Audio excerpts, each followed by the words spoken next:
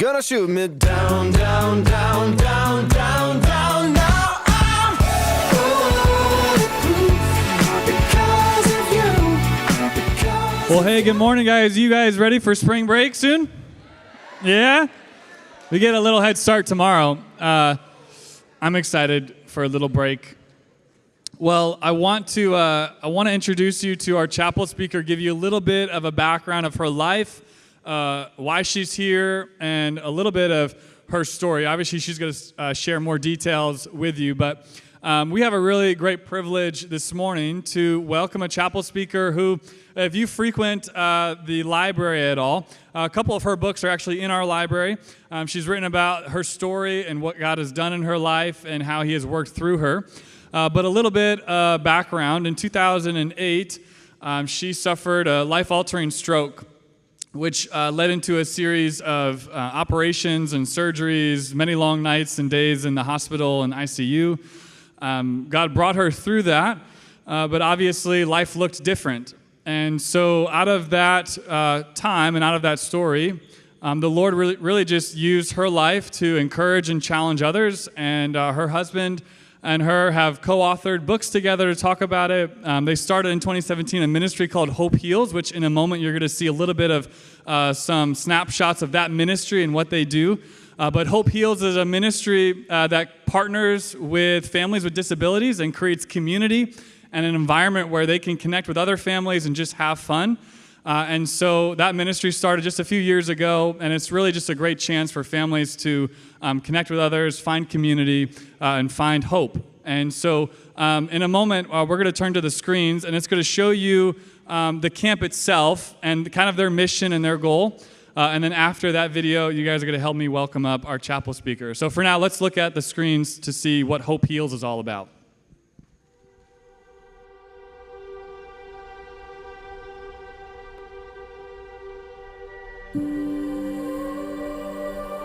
I may not be able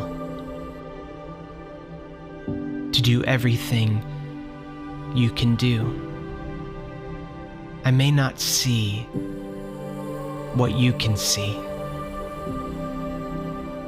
I may not stand like you can stand. I may not speak, but I can sing. I may not be able to go where you can go. My life has a different door. I may not run the race you run. I may not run, but I can soar. I may not be able to grasp what you can grasp, to know what you can know. But there are 200 billion trillion stars in the universe, each with a brilliance of its own. Yes, there are times when I wish things were different. It was not my decision to be disabled. There are days I wished it was easier, nights I prayed for another label. But I am not what I cannot do. I am more than a conqueror too. I will not strive to reveal that I matter. The value of a soul is not something to prove. I am here. I am treasured. I am welcomed to the table. To love and be loved. I am able.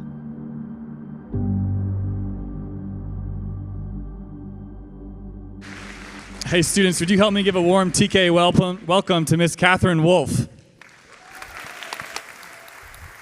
Hi, hey. Hey, guys. So glad. Oh, my gosh. Just making you started listening this morning. Wow, sorry. The wheelchair doesn't always do what I want it to do, but in case you were asleep, now you're not. And good morning. I'm so glad to be here with you guys. I imagine you're ready for spring break and may not want to engage what looks like it could be a really sad, really hard story right about now. Well, you would be wrong if you think that, and I'm about to tell you why. This is not actually going to be a sad story. It's going to be a really cool story. I think you're going to like it, actually. Yes, I am a wheelchair user, but I can actually stand up a little. And I like to stand up from the top. Oh, thanks, guys. Thank you. To get your attention, honestly. Because I don't want you to miss this. This is very special. I think stories, sharing our stories, gaining perspective of other people's stories who are walking with Christ through their life is super important. And I want to encourage you that maybe you don't have a wheelchair in your story. Doesn't look like there's many here today that do. Maybe there are some physical disabilities of other kinds happening. But probably, actually not probably, for sure, you actually do have disabilities. It just may not be on the outside. You do have disabilities happening on the inside, though, because we all do. We've all got stuff.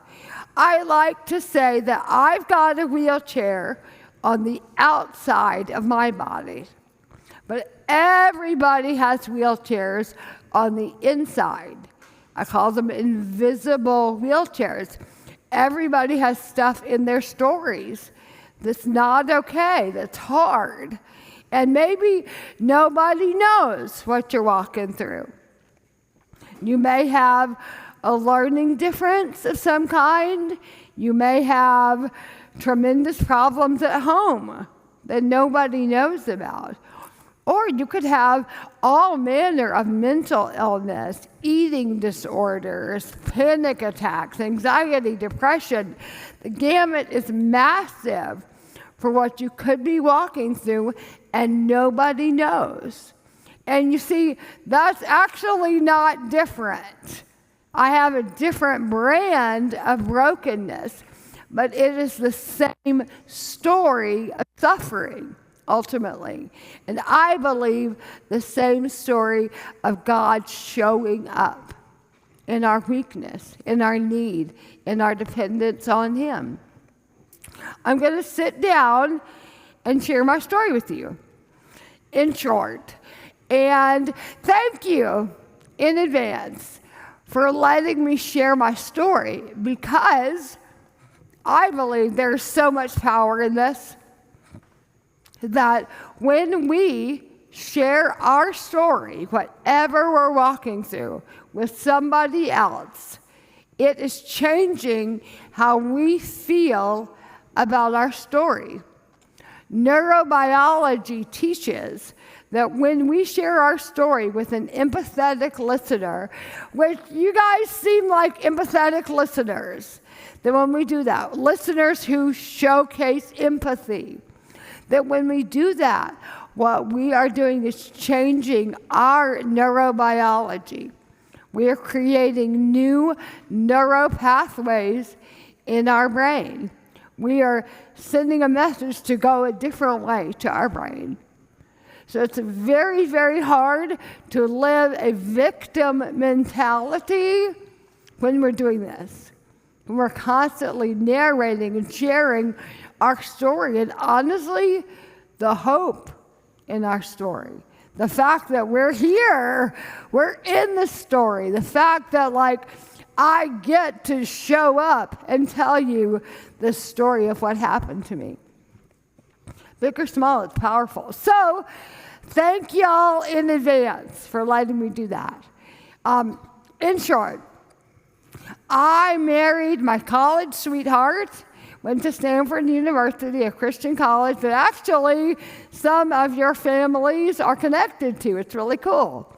Some of your mothers I spoke to earlier are alumni of the school even. So I went to Stanford in Birmingham, which is kind of a bigger PBA maybe, and moved to California, was loving life, had a young adventure with my husband, had a little baby along the way, James Thompson, born in October of 2007.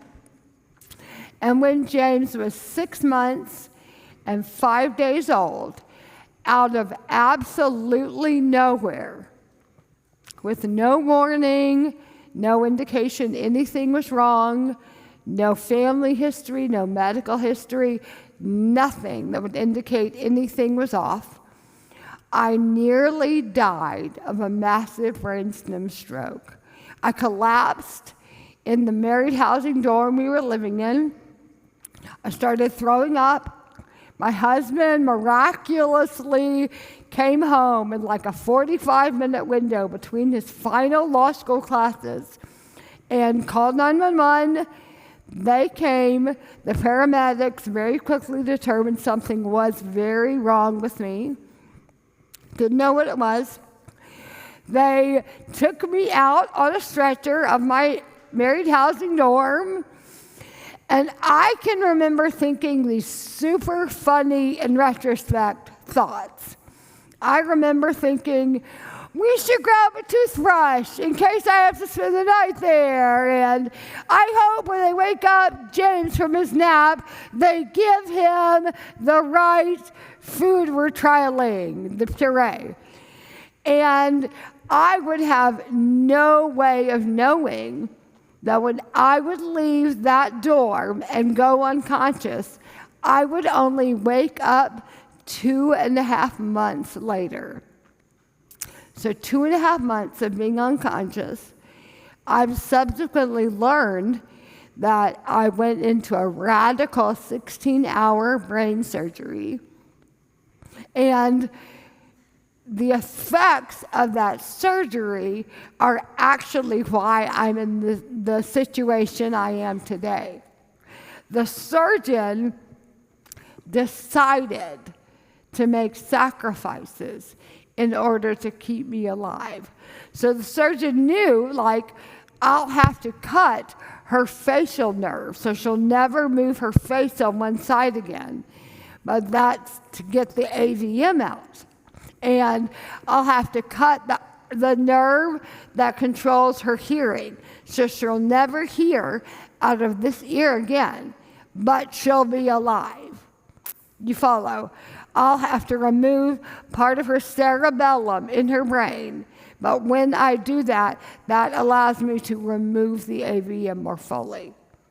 So over and over, as he went, he had to make sacrifices in order for me to live, which is a very powerful and important point in all of our stories, that there may be wounding, for sure, but it's so that there can be healing. It's the beautiful truth in Jeremiah that he wounds and he heals. Wounding can happen. Sacrifices can be made, but it is so there can be thriving many times on the other side of where we've been. And that's true for me. After suffering the AVM, would take months to relearn to eat, to speak, to walk. I was on a feeding tube, a tube where they fed me through my stomach. So I tasted no food for 11 months. So imagine a few weeks of not eating, a few months. Try 11. It makes you nuts. I did not think I was going to live through that. I told God I would rather never walk again than never eat. Eating was such a part of life that it felt like an outsider to not be able to eat with my family and friends. And life is not just about food consumption, is it? Food is eating, food is family, food is gathering together with people. So when you can't do that, you feel like you're on the outside of this world. And it was really hard, really, really horrible. The very worst part of my whole ordeal was that I had a sweet baby growing up without his mother there. We have a picture of my first Mother's Day. And that picture is so hard because I have no memory of that day. You can imagine the pain of you wake up and your baby's older and chubbier, and does he still recognize me? Am I still like mama? And of course I was, but I couldn't take care of him. Mothering is, of course, with the heart, not the hands. But the hands are very useful. And you want to take care of your baby. It's very visceral. And I couldn't. And it was a deep sadness. 1 second, sorry. I don't swallow well, and I don't speak well, so forgive me. And this is my third speaking this morning, so it's real bad. I apologize. But that, sorry, but that was a dramatic pause to tell you this. So from that hospital room, with that baby, in that hospital bed, I have a second picture of a hospital room and a baby in the hospital bed. And that's because I was able to have a second baby, biologically, John. 8 years after my first son was born, 7.5 years after the stroke, I was able to have baby John Nestor. And John Nestor is named John because John means the Lord has been gracious, and he has, so gracious. His middle name, Nestor, is my neurosurgeon's name. The neurosurgeon who saved my life's name is Nestor Gonzalez. And Dr. Nestor gives second chances to patients, just like his mama. We did not know this at the time, but Nestor in Hebrew means seeker of miracles. So he literally named our baby John, the Lord's been gracious, Nestor, seeker of miracles, Wolf. And we feel like that's a really good name for the kid. And you can't make this stuff up. Like, we named our child Seeker of Miracles on accident because it was from my neurosurgeon that saved my life. Crazy, right? We have a picture of my 40th birthday, which was 2 years ago. I'm 42. And as you can see, we are a family of 4 carrying on. It's not perfect. You could look at that picture and just see sadness. She can't even stand up on her birthday. Or you could see that is a glory story of God showing up in the midst of a broken life and making something beautiful and doing something new. You know, that picture to me has become kind of an anthem of life may not look like what we thought.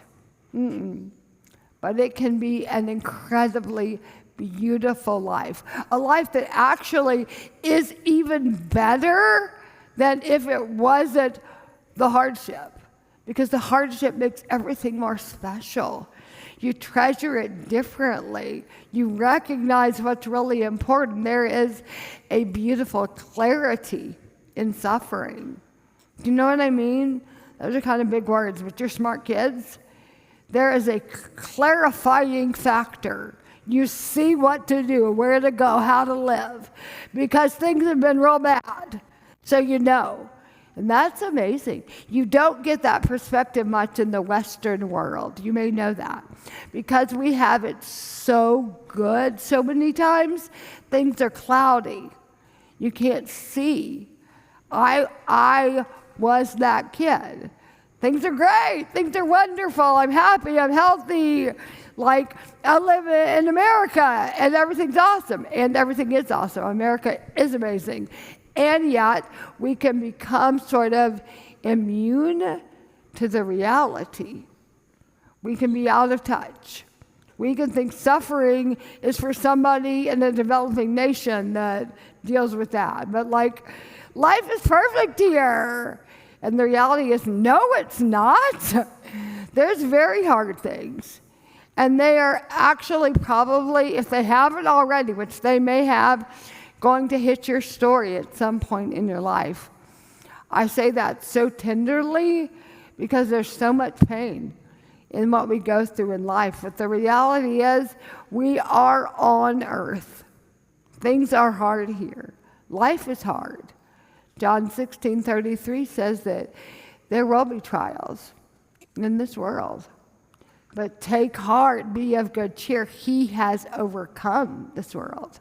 There is hope in all of our hard stuff. You know, it's so interesting. I think so many times, like at least for me, when I was 14, 15, 16, I didn't know life was going to be this hard. I think I lived under the illusion that everything was probably going to work out for me.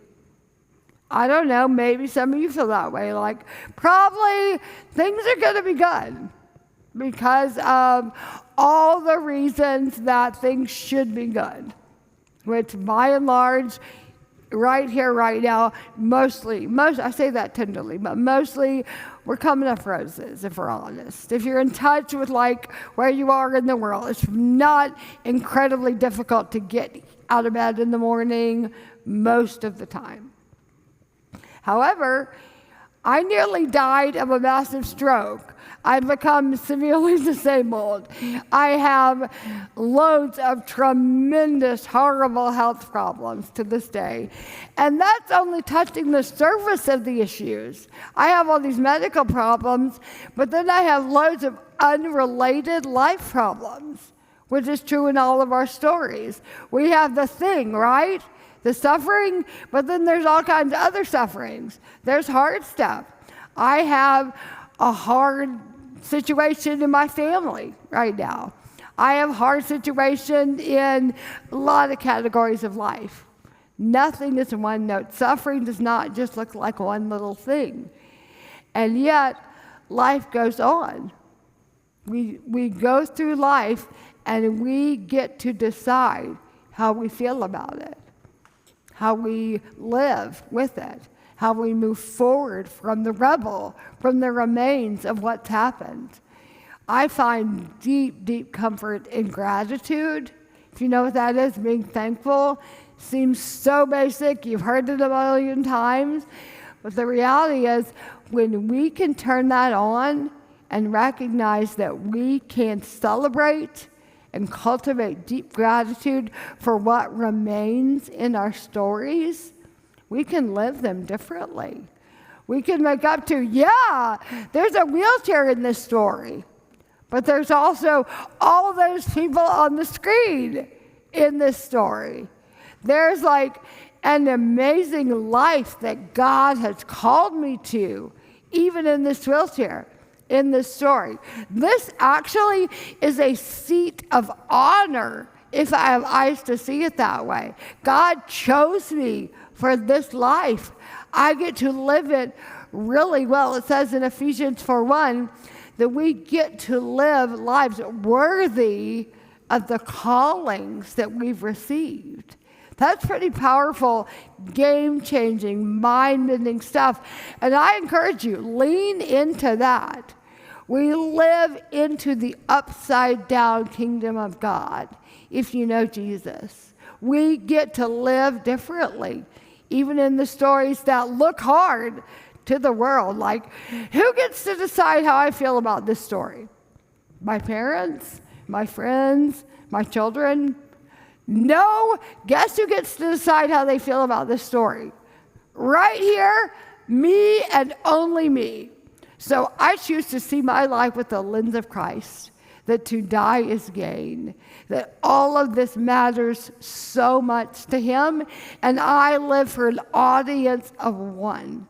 That is so important. I wish I'd known that when I was not exactly the age I am now, maybe around your age.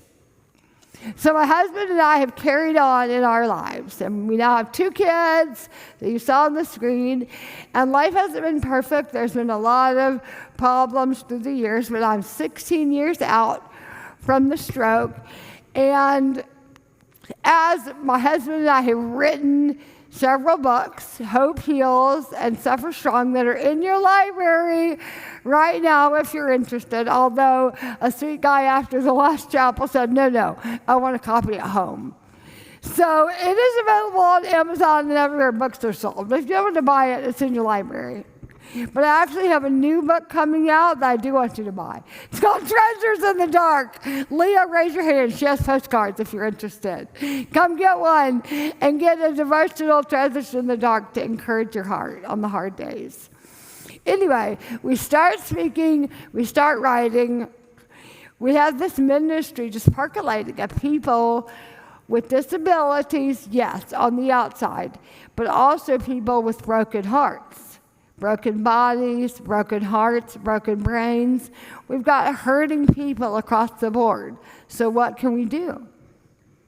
Well, we believe the Lord enabled us to figure it out to have a camp for families with disabilities, where someone has a disability in the family unit and everybody comes to camp entirely for free for a week in the summertime. It's a very special place, and I want to encourage you all, come volunteer to work at it, or if you're someone living with disabilities, apply to come for free with your whole family. But come to camp. It is life-changing to serve in a camp. It's like the best mission trip you've ever been on in your whole life. You don't have to go to Africa. It's so important to go to Africa. But you can go to Alabama and be on a mission. You can come serve people with disabilities. It's fairly life-changing. Come on over, hopehillscamp.org. Side note, ask Leah for details if that's cool. Anyway, our camp is just the coolest thing ever.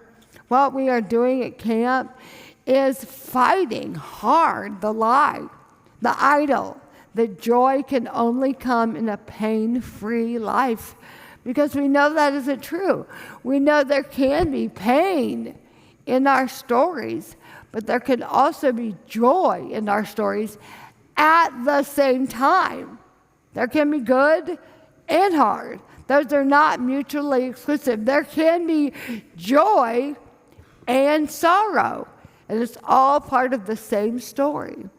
Speaking of that, my friend Katie, who's in the wheelchair, next to the spicy blonde, yours truly, dancing at our dance party. And Katie fell off a golf cart as a 17-year-old and hit just at the right millimeter to create a tremendous traumatic brain injury in her brain. And she's in a wheelchair, has cognitive issues, and lives with her parents, and she's 29. And that population has my heart. I can barely talk about it without crying. The population of young adults who have nowhere to go, no meaningful employment or way to earn a fair wage, and whose only peer group are aging parents or paid caregivers, is a tragedy in our world. I believe it is a part of the breaking, a tear in the human fabric. So what my husband and I have done, with the help of our team at Hope Heals, is create a place called Mend, M-E-N-D, Mend, because we believe we are mending the broken world. That tear of fabric, we get to mend it. We get to be a part of mending the broken world. Mend is a coffee shop and retail concept in Atlanta that opens next month. Y'all come visit. It's going to be really cool. And we get to be a part of celebrating all the people with disabilities. And as you see by this last picture, there's a lot of joy in the disability community. Everybody thinks everything must be so sad. No, it's not sad. There's joy. There's deep joy when you start at the baseline that everything is not okay, decidedly. Because like at camp with wheelchairs everywhere and all kinds of pain and problems and amputees walking around and this and that, it's no denying. Like, life is not perfect. And yet, because of that, you get to the joy a lot quicker. Because we all know it's not going to be like we thought it was going to be when we were little kids. And yet, why can't it be amazing? Why can't we love this life right here and right now? It's powerful. So come serve at camp and you can get a taste of that. Or I guess I should tell you, just implement it in your own life as well. Start living that way. My husband and I are big fans of choosing to love a life we could have never imagined living. And that is my prayer for all of you. I love, love, love the thought of Isaiah 45:3. That is a beautiful passage where God says, I will give you hidden treasure in the darkness, riches stored in secret places, so that you may know that I'm God, the God of Israel, the God who summons you by name. And I see so clearly that if you are forced into the darkness in your life, which for sure we will all be, at some point in our life, if we live long enough, forced into the darkness, you might as well get the treasure out of the darkness. You're there, you might as well learn the right lessons, right? Might as well, because you're in it. So why not take that treasure and cherish it every day of your life? Let it inform how you live. You might as well not miss it. It says in Romans 5 that suffering produces perseverance, perseverance produces character, and character produces hope, and hope will not put us to shame. We will not be put to shame. We will not be without tremendous hope, even when there is suffering in the story. I would love to pray, if you guys would let me pray with you. Father, what a gift to be in this moment with these people. I know every single person here is here for a reason, Lord. Don't waste this moment, people. I'm talking to you and to God. Lord, I pray that every person in this room will make a memory of this morning in their brain and let it be a tutor, a teacher for the story that you are writing through each and every one of their lives, Lord. I pray Hebrews 12, that they may run with perseverance the race marked out before them, fixing their eyes on you, Jesus, the author and perfecter of their faith, Lord. I thank you for how you are at work and on the move in every single one of our stories. We know nothing is wasted, Father. You use everything in each one of our lives to somehow bring you glory, Lord. Let us spend our lives honoring you with how we live, Jesus. It's in your name we pray. Amen. Hey, students, can we thank Ms. Katherine for sharing with us this morning? Thank you for being with us. And I think not only your story is encouraging to me, but also just the commitment of you and your husband. So you guys are celebrating, was it 21 years of marriage? Oh, well, we'll be 20 in November, but close 20 in enough. November. Yeah. All right, close enough. I love that, like, you guys are a testament of that commitment of in sickness and in health and That's sticking right. by each other's side. You know, And- Josh, they told us when I was in the hospital as a 26-year-old, the social worker, who we don't know why he said this, told my husband 90% of couples who have this level of tragedy before the age of 30 will get divorced. 90%. Which we don't know why she told him that, but I've been real tempted to send her Christmas cards. Well, you guys are an encouragement to us and just for you students. I mean, as you think ahead to your life, obviously, as she said, you know, life is hard and things come up. But just that, I don't know, that's that encouragement as well of be the person that sticks by your commitments. And as you guys are getting older and thinking about that other person, like, find that person too that takes those vows seriously and that commitment level. And so we're just really encouraged by your story. And also I hope that it equips you, not just encourages you, but equips you for the life ahead. And so you can do that by remembering this message, but also by the books. And if you're interested in Hope Heals and being a part of what she's doing, we'd love for you guys to be a part of that as well. So we're going to end in our benediction. This benediction is a word of blessing as you go out into spring break, but also it's a declaration of God's goodness, even despite our circumstances. So you guys are going to say the bolded portions, and I'll lead us in the plain fauna. Jesus is for me. At the cross, he and rose again. Thanks be to God. Amen.